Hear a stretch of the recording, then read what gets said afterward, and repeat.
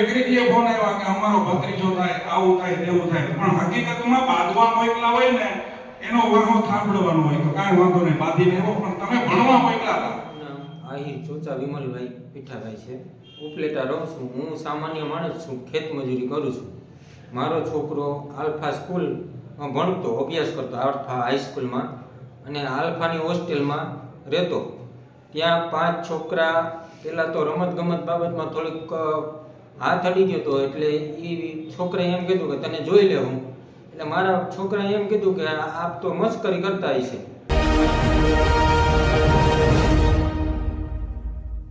મિત્રો, આપ સૌને જય શ્રી કૃષ્ણ, જય મુરલીધર.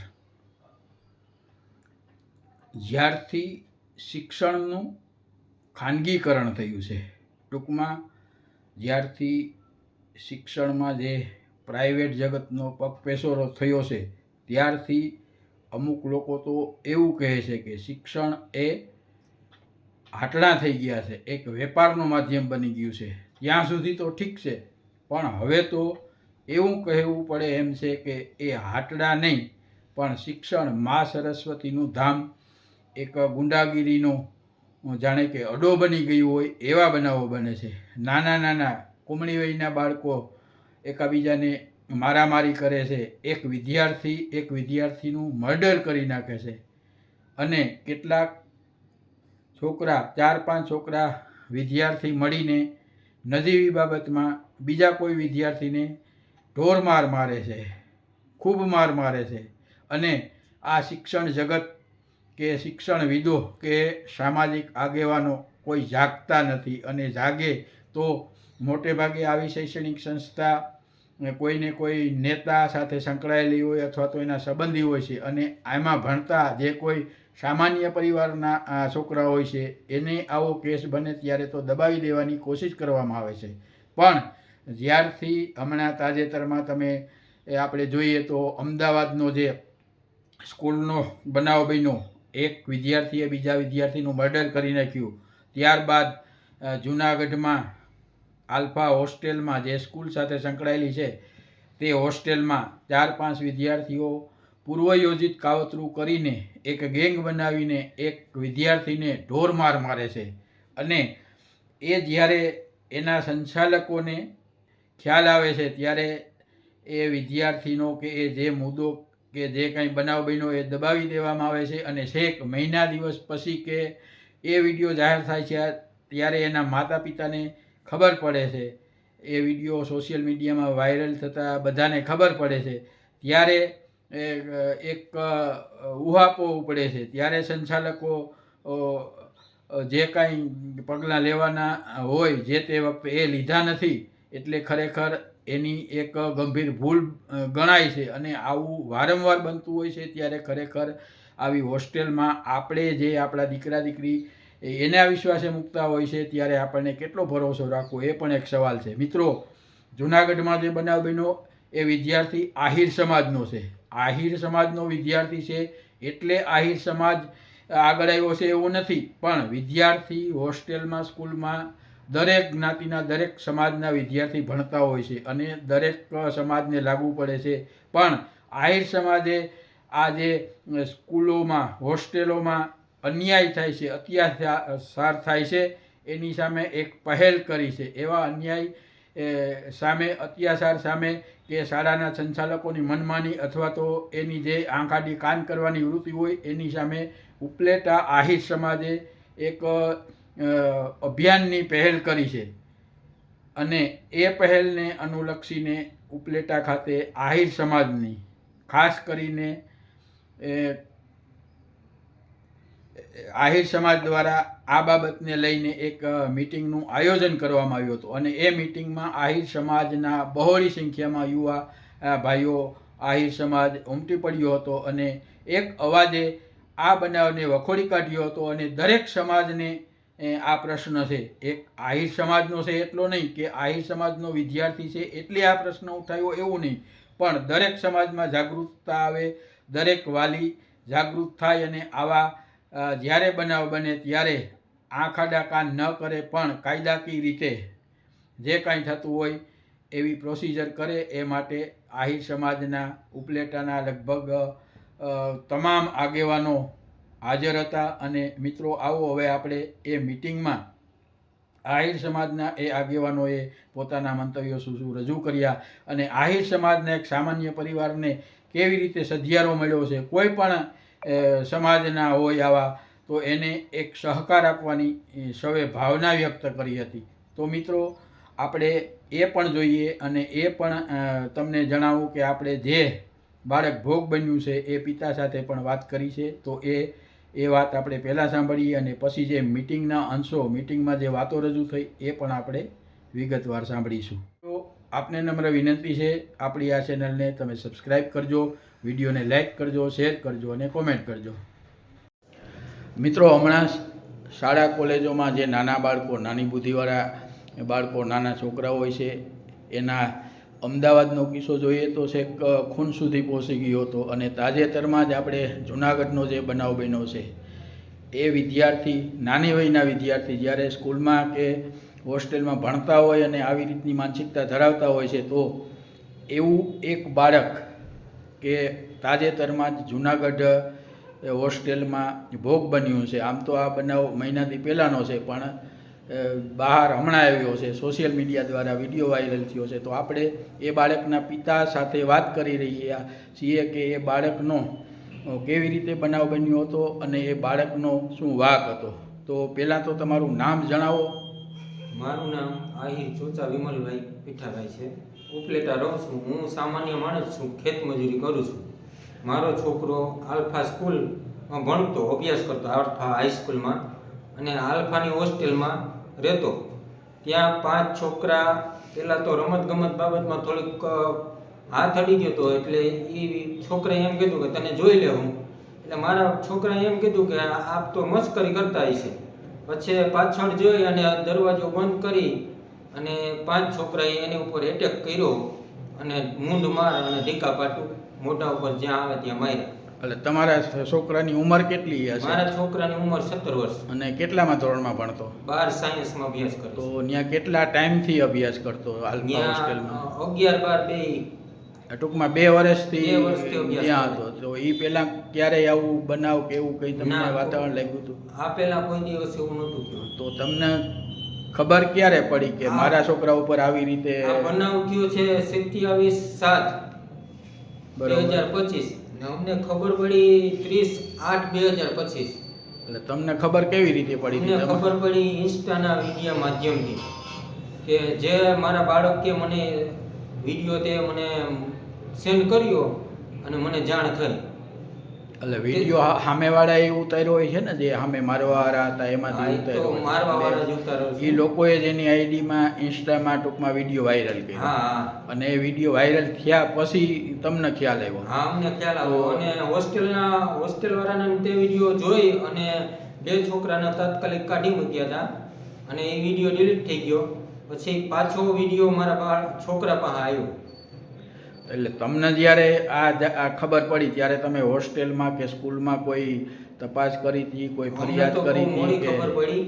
પહેલા તો અમને કઈ જાણ કરવામાં આવી નહોતી. બરોબર. સ્કૂલવાળાની, હોસ્ટેલવાળાની આમ તો ફરજમાં આવે આવું બને તે વાત દબાવી દીધી. તો તમે જ્યારે હોસ્ટેલમાં આ રીતનું એના જે સંચાલક હોય એને વાત કરી તો એણે શું તમને જવાબ આપ્યો હતો? અમને તો પહેલા તો કાંઈ જવાબ જ નહોતો આપ્યો. એમ કીધું હતું કે ભાઈ કાંઈ બાબત નહોતી, આવી બાબત હતી અને એ છોકરાને કાઢી મૂક્યા. એટલે અમને એમ કીધું કાઢી નાખવાનો મતલબ શું છે? અમને બોલાવવા જોઈએ ને, તમે આરોપીના મમ્મી પપ્પાને બોલાવ્યા, અમને નથી બોલાવ્યા. બરોબર છે.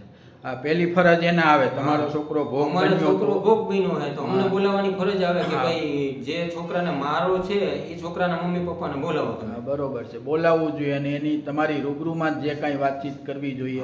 અને એ લોકોની એ ફરજ આવે, ભલે આ નાની ઉંમરના હોય, એટલે એ જે કાંઈ કાયદાકીય રીતે જે થતું હોય એને ખરેખર તો પોલીસમાં જાણ કરવી જોઈએ કે અમારી હોસ્ટેલમાં આવો બનાવ બન્યો છે. કારણ કે આ જે વિડીયો જોતા એવું લાગે છે કે એને સારી રીતે માર્યો હોય છે, કોઈ નાની એવી બાબત તો નથી કે થોડી. મારો છોકરો એટલો ગભરાઈ ગયો હતો કે જન્માષ્ટમી કરવા ઉપલેટા આવ્યો હતો તો એક ખૂણામાં બેઠો રહેતો અને જ્યારે હું મૂકવા પણ ગયો ત્યારે પણ રોતો હતો. બાકી એ 5મા ધોરણથી હોસ્ટેલમાં છે, હસતો જાય. બરોબર. આ વખતે તે રોતો હતો. તો એ અહીંયા તો પણ મને હોસ્ટેલ કીધું નો જણાવ્યું નહોતું. જે સાતમ આઠમના તહેવારમાં આવ્યો હતો એટલે તમારા બાળકે તમને કોઈ વાત આ બાબતમાં કોઈ ના, વાત આ જ નહોતી બાબતમાં કરી? કોઈ વાત નહોતી કરી. એને કઈ બાબતનું દબાણ હોય એ ભગવાન જાણે. બરોબર. એટલે પછી જ્યારે ખબર પડી અને તમે તમારા બાળકને પૂછ્યું ત્યારે એણે કંઈ કીધું હતું કે મેં આવી રીતે તમને ખબર આવી રીતે તમને ન કીધું કે એ બાબતમાં કોઈ ચર્ચા થઈ હતી તમારે કે શા ના. માટે એણે ન કીધું? એના ભેગા 4 છોકરા ભણતા હતા, તેનું દબાણ હોવું જોઈએ એવું મને લાગતું હતું કે એ દબાણ કરતા હોય એવું. કે જે 5-6 છોકરા હતા એમાંથી 2 ને જ કાઢ્યા હતા, બીજા 4 છોકરા તો ભણતા હતા એની ભેગા, એટલે એનાથી ડરતો હોય, એટલે બરાબર. મને જાણ ના કરી. એટલે ટૂંકમાં બીકના મારે તમને જાણ ન કરે. પછી મેં એને એમ કર્યું કે બેટા આપણે એ સ્કૂલમાં હવે ભણવાનું નથી થતું. ત્યારબાદ મને એને જણાવ્યું કે પપ્પા આજે 4 છોકરા તો મારા ભેગા જ છે, એમાંથી બરોબર. બીજી હોસ્ટેલમાં એને મૂકી દીધા અને મારા ભેગા ભણવા તો આવે જ છે. બરોબર. ખાલી હોસ્ટેલ જ બદલાવી છે. હોસ્ટેલ બદલાવી છે. સ્કૂલ તો એની એ જ સ્કૂલ તો છે. એની હતી સાથે. એટલે ટૂંકમાં એ હોસ્ટેલ વાળાએ કે છાત્રાલયવાળાએ કે જે કાંઈ પગલાં લેવા જોઈએ તમારી દ્રષ્ટિએ કોઈ પગલાં એવા લીધા નથી? તે વાત દબાવી જ દીધી હતી. અને અમને વિડીયો મળ્યો એટલે ખબર પડી, બાકી આ વાતની જાણ જ ના થાત અમને. પછી આ બધું સોશિયલ મીડિયા દ્વારા બહાર આવ્યું પછી તમારા છોકરાને તમે કંઈ પૂછ્યું હતું કે ભાઈ હોસ્ટેલવાળાએ તમને કંઈ કીધું કે આ બાબતમાં કોઈને જાણ ન કરતો કે આવી રીતે એને કોઈ આમ ધમકી ભર્યા ઓલામાં કંઈ કોઈ ના, કીધું ધમકી એવું નથી, તમે? પણ એ બાળક છે એ ફોસલાઈ ગયું કે ભાઈ હવે તો છોકરાને કાઢી મૂક્યા છે તો હવે તને કંઈ નહીં થાય, એ રીતના ફોસલાવી લીધો. એટલે અમને વાત ના કરી. ટૂંકમાં ડર ના મારે કે કોઈ હા, વાત કારણસર ના તમને કરી. વાત ન કારણ કે કરી. એને ભણવું તો ન્યા એની પાસે કોઈ પુરાવો નહોતો હા, કે બરાબર. મને માર્યો એવો કોઈ હા. પુરાવો નહોતો. આ તો વિડીયો બહાર આવ્યા પછી વિડીયો બહાર ક્યારે? આવ્યા પછી ઈ વાત બહાર પડી. અને પછી તમે કીધું તમારા છોકરાને કે ભાઈ એટલે એણે કોઈ આવી રીતે બનાવ બન્યો તો એ તમને વાત તો કરી છે ને? એ જ વાત કરી કે અમે કબડ્ડી રમતા હતા અને એક છોકરાને હાથ અડી ગયો, તેમાં એને મને ધમકી આપી કે હવે હું તને જોઈ લઈ. એટલે મારા બાળકને એમ થયું કે ભાઈ આ તો મસ્કરી કરતો હોય છે, આમાં આવી બાબતમાં હું જોઈ લેવાનું, રમતા રમતા અડી જાય હાથ. તો તે રવિવાર હતો 27 તારીખે 11 વાગે એના રૂમમાં કરી અને ટોળકી બનાવી અને મારા બાળકમાંથી એટેક કર્યો. તો પછી તમે આજે આપણે અહીંયા જે આ મીટિંગ થવાની છે અને તમારી પાસે આમ તો આ બનાવ સર્વ સમાજનો છે, હોસ્ટેલનો કે શિક્ષણનો બધાના બાળકને લાગુ પડે છે, પણ પછી જ્યારથી ખબર પડી ત્યારે આપણા સમાજના જે આગેવાનો છે, હા. સામાજિક કે રાજકીય જે આગેવાનો હોય એનો તમને સહકાર કેવી રીતે મળ્યો હતો? મને આ બધાયનો સહકાર સોશિયલ મીડિયાથી મળ્યો છે. મને બધાય આગેવાનોના ફોન આવ્યા છે અને બધાએ કીધું છે કે ક્યાંય પણ જરૂર પડે તો અમે ઊભા છે. એ રીતના બધાય સાથે મારા સવારથી વાત થાય છે. પછી અને મારા છોકરાને ન્યાય મળવો જોઈએ. હા, બરોબર. એટલે તમે ફરિયાદ કરી, ત્યાં તમે હોસ્ટેલે ગયા હતા, એ લોકોને મળ્યા હતા, ફરિયાદ કરી કે એ અમે બાબતમાં? ફરિયાદ કરવા ગયા હતા, અમે હોસ્ટેલે પણ ગયા હતા, પણ જે રાજાભાઈ હતા હોસ્ટેલના ગૃહપતિ તે હતા. કાઠી સાહેબે મને આગલે દિવસ કીધું હતું, મેં ફોન કર્યો હતો, તમે રૂબરૂ મને મળો, આપણે બેસીને વાત કરશું. પણ જ્યારે અમે ગયા ત્યારે કાઠી સાહેબ સ્વિચ ઓફ કરી ફોન અને અમને મળ્યા જ નથી. 2 કલાક અમે તેની ત્યાં રાહ જોઈ. એટલે ટૂંકમાં ફરિયાદ કરી છે, થઈ છે કે ફરિયાદ નથી? કરી છે અમે. FRI થઈ છે એના સી બાબતમાં કંઈ? ડિવિઝનમાં અમે અરજી આપી છે. એ લોકોએ એમ કીધું હતું કે 24 કલાકમાં FR ઇસ્યુ થાય. બરોબર. એટલે ત્યાર પછી બીજા કોઈ આગળ જે કાંઈ કાર્યવાહી કે કાંઈ હોય એની માહિતી આપણી પાસે અત્યારે ના, નથી ટૂંકમાં. ત્યાર પછીની મારી પાસે કોઈ માહિતી નથી મળી. આભાર, તમે જે આ એક આવો બનાવ બન્યો અને આગળ આવ્યા છે સમાજમાં દાખલા રૂપે બેસાડવા કે કોઈ પણ વાલીના દીકરો આવી રીતે ભોગ ન બને અને એની શૈક્ષણિક કારકિર્દી ન બગડે એ માટે આ બધાને જાણ થાય એ માટે તમે જે હિંમત દર્શાવી એ બદલ તમારો ખૂબ ખૂબ આભાર. કોઈ પણ આપણે સમાજની અંદર અન્યાય થાય ત્યારે આપણે સંગઠિત થવું ખૂબ જ જરૂરી છે. માત્ર સંગઠિત થઈ જઈએ તો પણ ઘણું બધું થઈ જાય છે. જે પણ વ્યક્તિ ઉપર કાંઈ પણ વસ્તુ ઘટનાઓ ઘટી હોય છે એને તો નિંદર આવી જાય છે, એને એમ થાય કે મારી પાસે મારો સમાજ છે, મારો ભાઈ છે. અને જે કાંઈ મીડિયા છે, જે કાંઈ સરકાર છે, જ્યાં સંગઠન છે ત્યાં જ એ તરફ ધ્યાન આપે છે, એકલા દોકલાનું ક્યાંય ધ્યાન આપતા નથી. એટલે વધારે કશું ન કરતા અત્યારે હું માનનીય શ્રી ગુરુ સાહેબને વિનંતી કરીશ કે એ આપણા વડીલ શિક્ષણ જગત ની અંદર આમ તો શિક્ષણ શાસ્ત્રી કહી શકીએ આપણા સમાજના, તો પણ ચાલે. અમને વિનંતી કરું માનનીય શ્રી ગુરુ સાહેબ. જય મુરલીધર.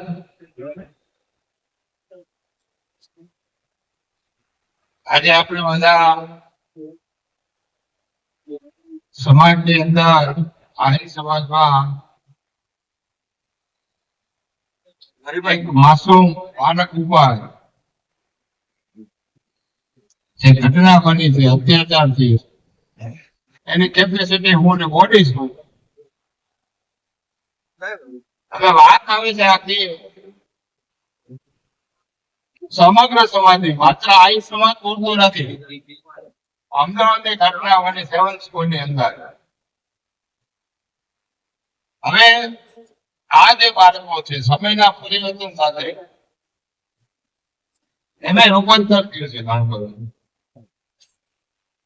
સમાજની મોટી સમાજ પૂરતો નથી, પણ આપણે આ મીટિંગના માધ્યમથી આહિર સમાજના માધ્યમથી આપણે સંદેશો આપીએ આખા સમાજને કે કાયદો વ્યવસ્થા શું છે, ડિસિપ્લિન શું છે, મા બાપની ફરજ શું છે, કઈ રીતે તમે વ્યવહાર કરો છો, તમારી ફરજ શું છે. આ દરેક વસ્તુનો સંદેશો આજે આપણે આહિર સમાજની અમલના મુકામે મીટિંગ કરી અને આપણે સંદેશો આપવા માંગીએ છીએ.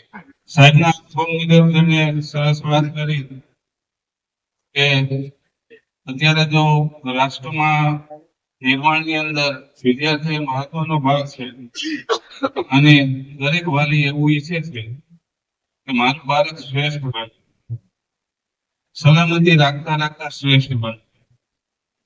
તો ખરેખર જે સંસ્થાઓ ચલાવે છે એની રિસ્પોન્સિબિલિટી હોય છે, જેટલી સંખ્યા હોય છે એ પ્રમાણે એના રેકતા રાખવા પડે છે, એના સીસીટીવી કેમેરા ગોઠવવા પડે છે, એના માટે બધું એનું શેડ્યુલ કરવું પડે છે. અને આવી કઈ ઘટના બને તો તાત્કાલિક એના વાલીને બોલાવી અને એને જાણ કરવી પડે છે કે આવી ઘટના બની. મારું નામ ચોચા વિમલભાઈ પીઠાભાઈ છે. મારા છોકરા ઉપર 27/7 તારીખે એટેક કર્યો હતો 5-6 છોકરાએ, અને 2 વાર દબાવી દેવામાં આવી. અમને કોઈ જાણકારી નથી, કોઈ પણ નથી. કાકી સાહેબે જાણ કરી કે નથી રાજાભાઈ કારડીએ જાણ. અને પછી અમને જયારે જાણ થઈ 30 તારીખે 30/8 ત્યારે પણ તે હાજર નતા રહ્યા. ત્યાં અમે ગયા પછી કાકી સાહેબે મને આગલે દિવસ મેં ફોન કર્યો તો એને એમ કીધું કે તમે રૂબરૂ આવો, હું તમને મળું. પણ અમે જયારે ગયા ત્યારે એ 2 કલાક સુધી અમે તેની ત્યાં રાહ જોઈ, પણ એ હાજર નતા થયા. જય શ્રી કૃષ્ણ. જે ઘટના બની છે એ બહુ દુઃખદ ઘટના છે. સર્વ સમાજને વિદ્યાર્થી આલમની અંદર ચૂકી જાય એવી આ ઘટના છે. વિમલભાઈને હવે બપોરે હું મળ્યો એને વાત કરીને, કારણ કે આગળના દિવસે પેપરની અંદર ગોળ ગોળ બધી પ્રશ્નો હતી સંદેશમાં, એને આધારે અને સવારે આપણા આહિર સમાજ યુનિટીના ગ્રુપના મેસેજને કારણે કે ભાઈ પહેલી છે ઉપલેટામાં ઘટના, ઉપલેટાનો વિદ્યાર્થી છે, તો આપણે એમને રૂબરૂ મળી અને એના મૂળ સુધી હકીકત શું છે એ જાણી. ત્યારે સંપૂર્ણ વિગત જાણ્યા પછી એટલો ખ્યાલ આવે છે કે આહિર સમાજ હોય કે અન્ય સમાજ હોસ્ટેલની અંદર ખૂબ મોટા પ્રમાણની અંદર વિદ્યાર્થીનીઓ હોય છે. ત્યારે આ પ્રકારના ગુનાહિત માણસ ધરાવતા હોસ્ટેલની અંદર વિદ્યાર્થી હોય છે.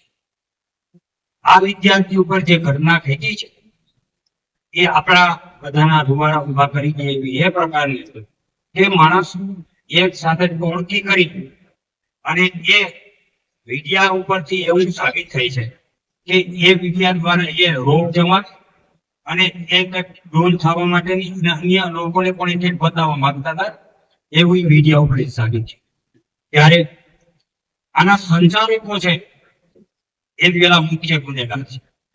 આ સંચાલકો ઉપર જ એની પૂરી પેલા કાર્યવાહી કરવી જોઈએ કે હંમેશા કોઈ પણ બાળક માતા પિતા છે પોતાના બાળકની સાયબર સિક્યુરિટી પ્રોવાઈડ કરે એના માટે જેની ફી આપતા હોય અને એનું સારું શિક્ષણ મળે આ પ્રકારની એમની અંદરની મનસ્સા હોય. આજે ઉપલેટા સમાજ દ્વારા જે દીકરા ઉપર અત્યાચાર થયો અને જવાબદાર લોકો સામે પગલા લેવામાં નથી આવ્યા એના માટે આપણે ભેગા થયા છીએ. જ્યાંથી આ વાતની ખબર પડી એટલે લોકોને એવું હતું કે કોનો છોકરો છે હું ખબર, કોને મળવું હું ખબર, આવી બધી ચર્ચાઓ ઘણી હતી. કાલ રાતથી જયારે ખબર પડી મને ફોન આવ્યો કે ઉપલેટાના દીકરા ઉપર આવું થયું છે. આ રાતથી આપણે એક્ટિવ થયા. પછી ખબર પડી કે એમાં 3 છોકરા આહિરના હતા સાથે. એમાં એક વેકરીનો ખોરભાઈ હતો, એક સોલંકી હતો, ગંડોરિયા, હા એક ગંડોરિયા હતો અને કોઈ બીજા હતા. તો એવા ઘણાના ફોન આવ્યા. મને વેકરીથી ફોન આવ્યા કે અમારો ભત્રીજો થાય, આવું થાય, તેવું થાય. પણ હકીકતમાં બાંધવા મોકલા હોય ને એનો વરહો સાંભળવાનો હોય તો કાંઈ વાંધો નહીં, બાંધીને એવો. પણ તમે ભૂલવા મોકલા હતા અને ન્યા બાંધીને એવા એટલે એ દીકરાઓને તમારે કેવું જોઈએ કે આપણે આ કરવા નથી કે કદાચ મારો દીકરો હોય તો આ શબ્દ કેવો પડે. મેં મારા દીકરાને બાંધવા મોકલો હોય ને અને કદાચ બાંધીને આવતો હોય તો મીડિયા કેવા થાય વાહ વાહ બહુ કહી દે. પણ આપણે ભણવા મોકલા છે, ભણવા મોકલા હોય અને આવો બનાવ બને તો પહેલી પ્રાયોરિટી જે કોઈ શિક્ષણ અધિકારી, જે કોઈ શિક્ષણ લઈને બેઠો છે, જેને ત્યાં હોસ્ટેલ રાખી છે એની જવાબદારી આવે છે. છોકરો નાબાલિગ છે, એફઆઈઆર માં નોંધ લઈ લીધી છે અને 3 વર્ષથી કે 7 વર્ષનો ગુનો હોય એટલે એફઆઈઆર અટક ના કરે, અરજી આપી અને કોર્ટમાં રજૂ કરે. આવા ઘણા કાયદાઓ સાહેબ કે છે, મને ખ્યાલ નથી. પણ એ પછી જ્યાંથી આ વાત આવી એક ધારા ફોન મારામાં ચાલુ હશે, ઘણા આગેવાનોમાં ચાલુ હશે, આહિર સમાજના હશે, અધિકારીઓ હશે, આવા ઘણા આવ્યા. એમાં મને મુળુભાઈ બેરાનો ફોન આવ્યો કે ક્યાંય પણ જરૂર પડે ત્યાં હું હર્ષ સંઘવી વાત કરી લઉં છું. એમના દીકરાનો ફોન આવ્યો. સંજયભાઈ કોરડિયા જુનાગઢના ધારાસભ્ય છે, એને ગઈકાલે જ કલેક્ટરને આ બાબતમાં ચર્ચા કરી લીધી છે કે ભાઈ આ બાબતમાં કોઈ નમતું દેવાનું નથી. એટલે કલેક્ટરે આજે મીટિંગ કરી લીધી છે. જે કોઈ અધિકારીઓ અથવા તો જે કોઈ જવાબદાર લોકોને એ બધાને બોલાવ્યો.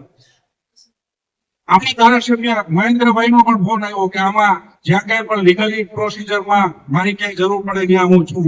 એવી રીતે બધાના ફોન આવ્યા છે. તો આપણી એક જવાબદારી સમાજ તરીકે એવી આવે છે કે આહિર સમાજના કોઈ પણ નાના વર્ગને કે મોટા વર્ગને કે મધ્યમ વર્ગને ક્યારેય પણ કાંઈ બનાવ બને તો આહિર સમાજના ખોળે જવો જોઈએ. એટલી તો એને શક્તિ હોવી જોઈએ, એને માનસિકતા હોવી જોઈએ કે કાંઈ પણ થશે તો મારો સમાજ મારા ભેગો છે. એટલા માટે આપણે આ એક ઉભું કરી દીધું છે ઉદાહરણ કે કોઈ પણ આપણા સમાજનો અથવા તો બીજા સમાજનો નાના વર્ગનો માણસ હોય તો આહિર સમાજ એની સાથે રહે છે. ભવિષ્યમાં પણ આવા કોઈ બનાવ બને તો હું તો એટલું કહું છું કે સમાજને એક સંગઠન બતાવવું જોઈએ અને કોઈ પણ નાનો વર્ગ હોય એને પણ અંદરથી એવી ઈચ્છા થવી જોઈએ કે મારા ભેગો મારો સમાજ ઉભો રહેશે, હું એની પાસે વાત કરીશ. ત્યારે આટલા જ પ્રમાણમાં ભેગા થયા છે. તો અમારા માટે એ છે કે જે કોઈ સંસ્થા છે એને એના મા બાપને મહિના દિવસ સુધી સામેથી જાણ તો કરી જ નથી. તો આજે કદાચ એના હાથમાં પાછી મેળા કરી અને મંડળી રચી અને પાછો એ છોકરા ઉપર હથિયાર વડે હુમલો કર્યો તો આનો જવાબદાર કોણ? પછી આપણે તેને કહેવા જાવ. માટે સંસ્થાની જવાબદારી એટલી તો આવે છે કારણ કે આપણે આપણા દીકરાને એને સોંપીએ છીએ. જયારે એની માં એના દીકરાને જયારે હોસ્ટેલમાં મૂકવા જતી હોય ને ત્યારે એવું વિચારતા હોય કે હું તો ત્યાં નથી પણ જે કોઈ સંસ્થા વાળા હશે એને સાચવશે કે નહીં. આ જેના ઉપર વીતતી હોય ને એને ખ્યાલ તો એના મા બાપને જાણ નથી કરી તો એના માટે કઈક એની મેલી નીતિ હશે. એ મેલી નીતિ સામે લાવવી અને ભવિષ્યમાં કોઈ પણ સમાજના દીકરા ઉપર આવો બનાવ ના બને એના માટેથી આપણે એક અપીલ કરીએ છીએ બધાને અને સરકારને કે ખાસ કરીને આમાં જે કોઈ જવાબદાર લોકો છે એને સારી રીતે એને કાયદાનું ભાન થાય અને સારી રીતે એને ખ્યાલ આવે કે દીકરા દીકરીઓને કેમ સાચવવા જોઈએ એવી એક આપણી બધાની લાગણી કાંઈ આપણે ભેગા થયા છીએ. સમાજના છોકરાઓ છે એને પણ ધક્કો એટલો જ આપવો જોઈએ જેટલા બીજા સમાજના છોકરાને આપે છે. કારણ કે જે બનાવ બન્યો છે એ વિડીયો જોઈને આજને પોતાને લોહી પડી વાળું છે કે આવો મારે શું છે. આ તો વિડીયો ઉતરો, એક મારી વાત વિચારજો મગજથી, આ તો વિડીયો ઉતરો અને તમે જોયો હશે. જેના વિડીયો નહીં ઉતરા હોય એટલા બનાવ બન્યા છે હવે. અને હમણાં જ આ ભાઈ આવ્યા વાઢિયાભાઈ, રાણાભાઈ વાઢિયા, એને મને બતાવ્યું કે આના હોસ્ટેલના 4 વિડીયો અલગ અલગ છોકરાઓના છે, આ જ રીતના માર મારે છે. તો શું કામે ભાઈ આ બધું બને છે? શું કામે? એકવાર ક્યાંક એને પ્રોત્સાહન મળ્યું હોય ત્યારે ને, એને પ્રોત્સાહન આપવા વાળા કોણ છે? એને સાવરવાનું કોણ છે? આપણે સારી રીતે વધારે સારી રીતે કરે એના માટે સમાજને વ્યક્ત થવાનું છે. જ્યાં પણ જવું પડતું હોય ત્યાં જવાનું છે. અને આવી વસ્તુમાં વધુમાં વધુ સંખ્યામાં આપણે ત્યાં જાય. અને આ લોકો કદાચ જુનાગઢ થી કેશોદ થી આવ્યા છે તો એ પોતાના સમાજના એક કે જે કઈ એનું હશે એ બધું અહીંયા લઈને આવ્યા છે કે ભાઈ સમાજ માટે અમે પણ ઉભા છીએ. લોકો આપણી હારે હોય તો આપણે તો ખાલી એની હારે જઈ અને કોની છે એ એના નેચર હેઠળ જ કરવાની થાય. એવું સમાજ સંગઠિત છે એવું એક દેખાડવા માટેથી નહીં, પણ સમાજ એક જાગૃત થઈ ગયો છે આવું દેખાડવા માટેથી. તાલુકાનું એક પણ ગામ બાકી ના રહે અને અહીંના એક પણ ઘર બાકી ના રહે એવી રેલી આપણે કાઢવી જોઈએ અને આવેદન આપવું જોઈએ. અને જ્યાં ક્યાંય પણ જરૂર પડે ત્યાં સમાજ આવી જ રીતે ભવિષ્યમાં નાના વર્ગ સાથે પણ ઉભો રહે એવી મારી વિનંતી સાથે હું મારી વાત પૂર્ણ કરું છું. જય દ્વારકાધીશ. છોકરાના બાપા અમને બપોરે એવું બોલ્યા કે આ વાત એટલે કદાચ અમને બીજે જ દિવસે કહી દીધી હોત ને તો એટલું દુઃખ ન લાગે અને વાત ત્યાંથી પતી જાય કે હા છોકરાઓનો માથાકૂટ છે એ ધ્યાનને એને પતાવી નાખ્યા તો અમને બોલાવીને કે અથવા છોકરાઓને બોલાવીને તો પતી જાય. તો આજ બધાને દુઃખ થયું છે એનું કારણ એ છે કે સંચાલકે આ વાતને ક્યાંક ને ક્યાંક દોરવાનો પ્રયત્ન કર્યો છે. તો સંચાલક વિરુદ્ધમાં આપણે આવેદન આપવું જોઈએ અને એના વિરુદ્ધમાં કાયદેસરની કાર્યવાહી થવી જોઈએ. અસ્તુ ભારત માતા કી જય. જય દ્વારકાધીશ. જય શ્રી કૃષ્ણ. આજે એ સાહેબે હવે અને કલ્મોશીલને બધાએ જે વાત કે આજે અન્ય સમાજ દરેક સમાજના છોકરા નાના મોટા ઘરના પ્રોબ્લેમ હોય તો શિક્ષક બાંધી કોઈ માણસો પેટે ખાધા બાંધી હોસ્ટેલનું શિક્ષણનું આવે છે. અને દરેક સમાજ અને શબ્દો નિશાળ સંકલનની અંદર આવું બનતું હોય કે 4 છોકરા છે એક છોકરાને મારે તો અત્યારે મારે એટલું કહેવાનું છે કે દરેક માણસને એક દીકરો હોય છે. આપણે અત્યારે દરેક માણસને એક દીકરો હોય. આજ જોયું માતા દીકરા માતા છોકરો એક કઈ થઈ ગયો હોય એની સંસ્થા તમને કહી. અને મારું સાહેબ એ કહેવાનું છે કે આપણે કલેક્ટર છે, શિક્ષણ મંત્રી છે, બરાબર દરેક સ્કૂલવાળા છે એ આવેદન પત્ર દઈ અને શિક્ષણ મંત્રીને પણ રજૂઆત કરે. સમાજની દરેક સમાજની અંદર હું છું આપણે સમાજની દરેક સમાજની અંદર દરેક સમાજના છોકરા હોસ્ટેલમાં ભણતા હોય છે. દરેક સમાજની એકતા બની અને આ બધે આવેદન પત્ર અને હું આપણે સંસ્થાને જો આપણે મળવું હોય આપણે સંસ્થા પાસે જવું જોઈએ. જુનાગઢના કલેક્ટરને આવેદન પત્ર રૂબરૂ મળીને આપવું જોઈએ. શિક્ષણ મંત્રીને આપવું જોઈએ. એ આપણા બધા દરેક સમાજના આગેવાનોની જવાબદારી આવે. મોટી મોટી વાતો તમે કે શિક્ષિત ને બોલવું ને શિક્ષિત બનવાનું છે પણ કાયલ તો નથી બનવાનું. હવે જે બનાવ જુનાગઢનો બનેલો છે ખૂબ દુઃખદ બનાવ છે અને ખરેખર જોવા જઈએ તો હોસ્ટેલમાં અભ્યાસ કરતા બાળકો ઉભા છે 4-5 બાળકો સાથે મળી અને જે પ્રકારે એ લોકો ધંધો કરે છે એ એક ગેરકાનૂની કૃત્ય છે. જે બાળકો હતા એ જુવેનાલ હતા, એક સગીર બાળકો હતા. જે ભોગ બનનાર છે તે પણ સગીર છે. એક રીતે જોવા જઈએ તો આરોપી જે છે મારના તે પણ સગીર છે. તો સગીરની જે કાર્યવાહી છે જુવેનાલ જસ્ટિસ મુજબ આખી પ્રોસેસ હોય છે. એમાં પણ આઈપીસી મુજબ 303, 504, 506 બે મુજબની કાર્યવાહી એના ઉપર થાય છે. પણ એને જે અટક કરવાના પ્લસ જે કેસ ચલાવવાનો જે પ્રોસેસ છે એ જુવેનાલ જસ્ટિસ બોર્ડમાં થાય છે. અને આજ રોજ જે મેહુલભાઈ વાત કરી કે પીએસસી નો ફોન આવ્યો તો અમે કાર્યવાહી કરીએ છીએ. હજી સુધી કોઈ પણ પ્રકારની આ લોકો વિરુદ્ધ સગીર બાળકો વિરુદ્ધ ફરિયાદ નોંધવી જ પડે. ફરિયાદ FIR must be registered in any offense. કોઈ પણ ઓફેન્સ હોય, બેલેબલ ઓફેન્સ હોય, નોન બેલેબલ ઓફેન્સ હોય, અમારી ભાષામાં કોગ્નિઝેબલ નોન કોગ્નિઝેબલ ઓફેન્સ, કોઈ પણ માહિતી આપવામાં આવે તો એની FIR must be registered. અને તમે જોઈ શકો છો તો જે બનાવ છે એ 7મા મહિનાની અંદર કઈ 27 તારીખે બનેલો છે. 27 તારીખે જે બનાવ બનેલો હતો એ સમયે જો વાલીના માતા પિતાને બાળકના જે ભોગ બનનાર છે એના માતા પિતાને જાણ કરવામાં આવેલી હોય તો એવિડન્સ એક્ટ મુજબ જે પ્રોસેસ છે, જે એવિડન્સ છે તે એને માર માર્યો હોય તેના પણ એના શરીર ઉપર ચિહ્ન મળે છે.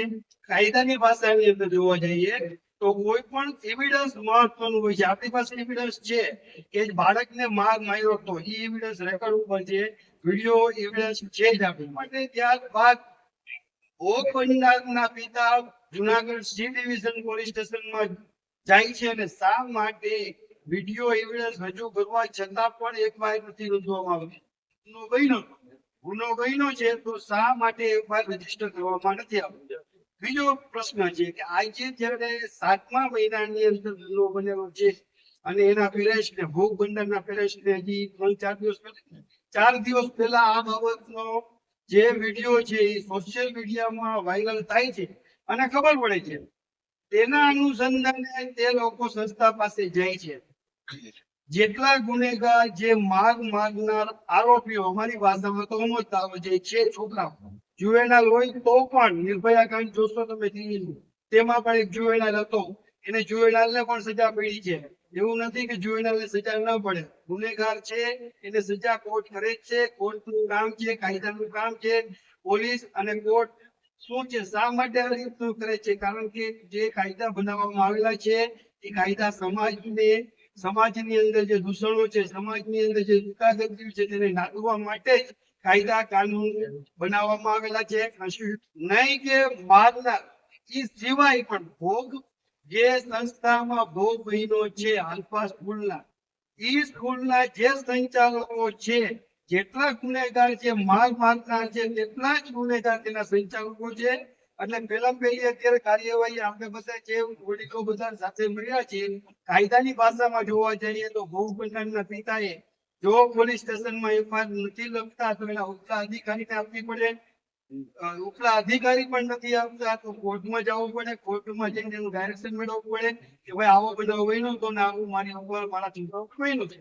બીજું, સંસ્થાના જે સંચાલકો છે, જેટલા ગુનેગારો મારનાર છે તેટલા જ છે. કારણ કે એને એવિડન્સનો નાશ થાય, કોઈ પુરાવા એના અગેન્સ્ટમાં છોકરા વિરુદ્ધ ન મળે, તેથી આ મામલો આખે દબાવી દેવામાં આવ્યો હતો. જો જે તે સમયે સંસ્થાના સંચાલકોએ ભોગ બનનારના પિતાને બોલાવી અને એને આખી જાણ કરી હોત તો જે એના ઘાવ હતા, જે નિશાન હતા તે મળી આવે તો એવિડન્સ MLC જે કેસ થાય MLC કેસની કાર્યવાહી લેવી પડે અને ઓના વિરુદ્ધ જે મારનારના વિરુદ્ધ પૂરતા એવિડન્સ મળી ગયા. પહેલા તો અત્યારે હાલમાં આપણે બધા જે વડીલો છે, લીગલ એડવાઇસ મુજબ મારી એક જ એડવાઇસ છે કે જે ભોગ બનનારના પિતા છે એને પિતાએ પોલીસ સ્ટેશન, ઉપલા અધિકારી, ગૃહમંત્રી તમામ જગ્યાએ જે બનાવ બન્યો છે, મારનાર છે તેના વિરુદ્ધ કાયદેસરનો ગુનો દાખલ થવો જોઈએ. તો છે તે મૌન રહ્યા છે. આ બનાવ બનેલો છે એની જાણમાં હતી અને વિડીયો પણ ખબર છે. મૌન રહેવું, કોઈ ગુનો બન્યો હોય એને દબાવી દેવામાં આવે એ પણ કાયદા મુજબ ગુનો જ કર્યો કહેવાય અને સંચાલકો છે તેના વિરુદ્ધ પણ કાર્યવાહી થાય તે બાબતની અરજી તમારે આપવી જોઈએ. માત્ર ને માત્ર સગીર હોય અને એને કારણે એને છોડવામાં આવે એવું કાયદામાં જે પ્રોવિઝન નથી.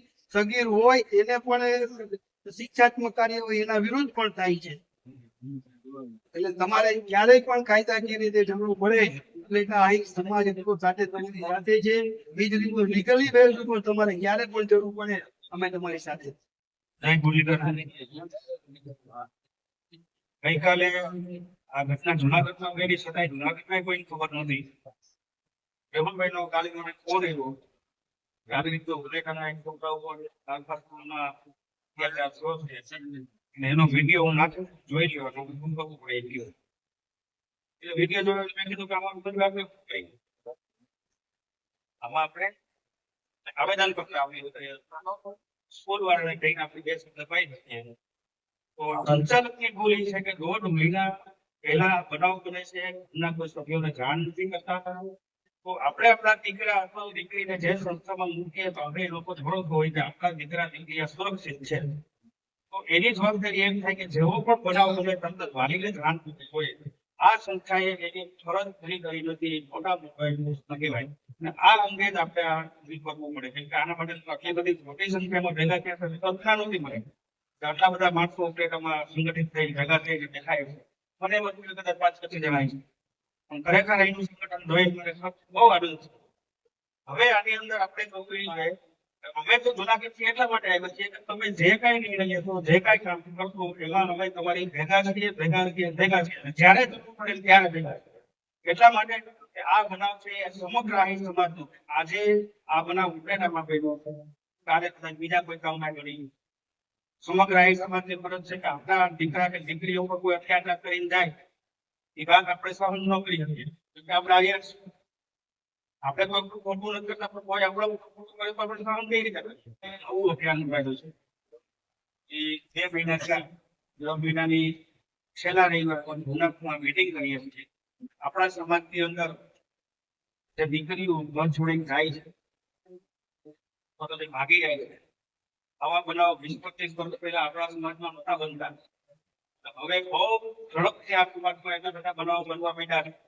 ગયા મહિનામાં 7 દીકરીઓ ભાગી ગઈ. જુનાગઢમાં આવ્યા અને અમે એના માટે દિવસ ને રાત મહેનત કરીએ છીએ, ગામડે ગામડે મીટિંગ કરીએ છીએ, બધાને સમજાવીએ છીએ કે ભાઈ આ આપણા સમાજ માટે સારું નથી. આના માટે જલસા અભિયાન આપણે ચલાવવાનું ચાલુ કર્યું છે. 2 ગામમાં આજે મીટિંગ કરી છે, વધાવીએ તો 2 ગામમાં એટલો સારો રિસ્પોન્સ મળ્યો કે ભાઈ બિલકુલ ખ્યાલ નથી. દીકરીઓ કેમ આપણે રાખવી જોઈએ, દીકરીઓ પ્રત્યેના કંટ્રોલ લેવા જોઈએ, દીકરી કેટલી આઝાદી આપણે કઈ રીતે સમાજની અંદર રહેવું જોઈએ, કે સમાજના વિખાઈ ગયા. ઘર પરિવાર વિખાઈ ગયું. પેલા સંયુક્ત કુટુંબમાં રહેતા હતા, અત્યારે આપણે દુઃખમાં રહીએ છીએ. ઉપર અમને આઝાદી મળે છે, કોઈને બંધન ગમતું નથી. ઉપર અમને મોબાઈલ આપી દઈએ છીએ, જે ખરેખર જરૂરિયાત છે કે નહીં આપણે જોયા સુધી એને દેવા માંડ્યા છે. પણ આ સમયમાં હવે જો આવું બનતું રહે તો સમાજની વ્યવસ્થાઓ વિખાઈ જાય. એટલે એના માટે અભિયાન ચલાવીએ છીએ. એમાં મીટિંગ આપણી આયર સમાજની ઘાત ખાવા માંડીને આપણી દીકરીને કોઈ જાય, આ બધી વસ્તુઓ માટે વિચારવાનો સમય છે. એટલે ખાલી સમાજની રચના કરવાથી, નવા સમાજ બનાવવાથી, મોટા મોટા લગ્ન કરવાથી આ બધા ઘણા ઘરમાં ઘણા મા બાપ છે આપણે જોઈએ, કોકના કોઈ છે, આપણા કોઈના બનાવી નથી. તો આ મા બાપ ને જો ભૂલવા બેઠા હોય, આ જવા બેઠા હોય, તો સમાજને ત્યાં ધ્યાન દેવાની ખરેખર જરૂર છે એવું મને લાગે છે. આ બાબતમાં પણ આપણે પછી એકાદી વાર વાંચશું. આજનો મુદ્દો રામ મુદ્દો ભેગા કરી કઈ નહીં છતાં એક્ઝામ્પલ આપીને એક જ વાત કરી. આવા તમે લગભગ 6 થી 7 ઉદાહરણ દીકરી વાળાને કીધા હતા. હવે એમ પ્રશ્ન થશે કે અભિયાન તમે કરશો એથી શું થશે? આ વિક્રમભાઈ સાક્ષી છે, જે દીકરીનું ઉદાહરણ આપ્યું ને એ વિક્રમભાઈ હમણાં જ પહેલા એની પાછી લઈ આવ્યા છે. આ જ અભિયાન પાછી લઈ આવ્યું એટલે ફરક પડશે ધીમે ધીમે, અને કદાચ પેઢીઓ વહી જાય પછી પડે. મેં તે દિવસે કીધું હતું કે 1857 નો વિપ્લવ થયો એ આપણને બધા ખબર છે, પણ દેશ આઝાદ ક્યારે થયો? 1947. અને જયારે કોઈ મોટું કામ કરવું હોય તો 90 વર્ષનો સમયગાળો પણ જાય. અને એમણે જે આ મુદ્દો ઉપાડ્યો છે દીકરીનો, એની શરૂઆતના અભિયાનમાં આજે આપણે જોડાઈ જશું તો બની શકે કે આવનારી અથવા એની આવનારી પેઢી આ જે દૂષણ નવું શરૂ થયું છે એમાંથી છૂટશે એવો આપણને વિશ્વાસ છે. જે રીતના આ ભાઈના સમર્થનમાં આપણે બધા ભેગા થયા છીએ, મુદ્દો નથી કે છોકરાઓ છે એ પણ 18 વર્ષથી નાના છે. હું ભૂલતા ના હોય તો જિગ્નેશભાઈ, Gujarat state commission of child rights બાળ સુરક્ષા અધિનિયમ પણ છે 2009 નો. સ્કૂલ અને હોસ્ટેલમાં કોઈ બાળક ઉપર મારામારી થાય તો એમાં પણ ફરિયાદ થઈ શકે છે. પોલીસ સિવાય બાળ સુરક્ષા આયોગ જે છે એની અંદર પણ આપણે ફરિયાદ કરી શકીએ છીએ, અને એ પણ એક્શન લેવા માટે બંધાયેલા છે. તો આમાં એ પણ એક લાગુ પડે છે. રેગિંગના, બુલિંગના એવા અસંખ્ય બનાવો બને છે, તેમાં ચોપડે બહુ ઓછા ચડે છે. માત્ર ગુજરાતની વાત કરીએ તો રેગિંગના આજથી 5 વર્ષ પહેલા ચોપડે ચડતા 4 થી 6 બનાવ હતા. છેલ્લા 3 વર્ષમાં 17, 17 અને 16, 22, 23, 24 માત્ર ચોપડે ચડેલી ઘટના 17, 17 ને 16 જ છે. આ બાળકને 5 મિનિટ માર્યો એ ભૂલી જાવ, એના પરિવારથી દૂર છે, 1 મહિનો પરિવારને જાણ નથી થઈ, એ જે માનસિક પીડામાં એને 45 દિવસ કાઢ્યા છે ને, એની સજાના ભાગરૂપે સંસ્થાનું લાયસન્સ રદ થવું જોઈએ. આપણે કીધું પણ જે માનસિક પીડા અને ભોગવી, બરોબર, નાનું બાળક છે, સ્કૂલેથી આવે તો મમ્મી પપ્પાને ચોટી પડતા હોય, ચોકલેટ લઈને આપે, હાલે બેટા. તો આને જે પીડા સહન કરી એના જવાબદાર છે ને એ સંસ્થાના અધિકારીઓ છે. આપણે ભેગા થવાનું મેન કારણ આ છે. સામે સમાજના દીકરા છે, કદાચ 18 વર્ષથી નાના છે. અને બીજી વસ્તુ, હમણાં ભાઈ જુનાગઢ જે બેટા 4 વિડીયો બનાવ્યા. મહત્વનો મુદ્દો એ છે કે જો 12 સાયન્સની હોસ્ટેલ વાળી સંસ્થા હોય તો ત્યાં વિડીયો રૂમમાં ઉતારી શકે, એ મોબાઈલની પરવાનગી આપે છે શા માટે? સારામાં સારી લાખો રૂપિયા લેતી ફી, 3.5 લાખ લેતી રાજકોટમાં સંસ્થા છે, પણ મોબાઈલની છૂટ નથી આપતા. કરમુર સાહેબ આ બેઠા અહીંયા સાહેબ છે, આપણે જે કે હોસ્ટેલ વાળી સંસ્થામાં જો મોબાઈલની છૂટ ના હોય તો 4 લોકોના બાળકોને મારે છે, ટીકા કાટુનો માર લાગે છે. આ વિડીયો વાળા મોબાઈલ લઈ જવા માટે પ્રોત્સાહન આપનાર સંસ્થાનું કોર્ટ તો એને હશે કે નહીં, એની વિરુદ્ધ કાર્યવાહી આપણે કરવા માટે આવેદન આપવા માટે જવાનું છે. એ લોકોએ અભિયાન ઉપાડ્યું છે, 4 મીટિંગ કરી છે. હવે 4 મીટિંગ નો નિષ્કર્ષ શું છે તો કે જ્યાં જ્યાં આપણા સમાજની સંસ્થાઓ છે, જ્યાં માત્ર દીકરીઓ ભણે છે અને જેમની ઉંમર 15-16 વર્ષથી લઈ અને 22-23 વર્ષની છે, આપણા સમાજની સંસ્થાઓ હોય ત્યાં જઈ અને આ બાબતની જાગૃતિ આપતા સેમિનારો કરવાનું આપણું પહેલું આયોજન છે. અને એની શરૂઆત આવતા શનિવારથી જે આપણે જેકાભાઈ મંડરામ સંકુલ છે માણાવદર, ત્યાં આજે દીકરીઓ ભાગીને લગ્ન અન્ય સમાજમાં કરે છે, કઈ રીતે રોકાય એ માટેનો પહેલો કાર્યક્રમ આ લોકો આવતા શનિવારે માણાવદર કરવાના છે, સવારે 10 વાગે. એક એમને આપણે જોરદાર તાળીઓથી વધાવીએ.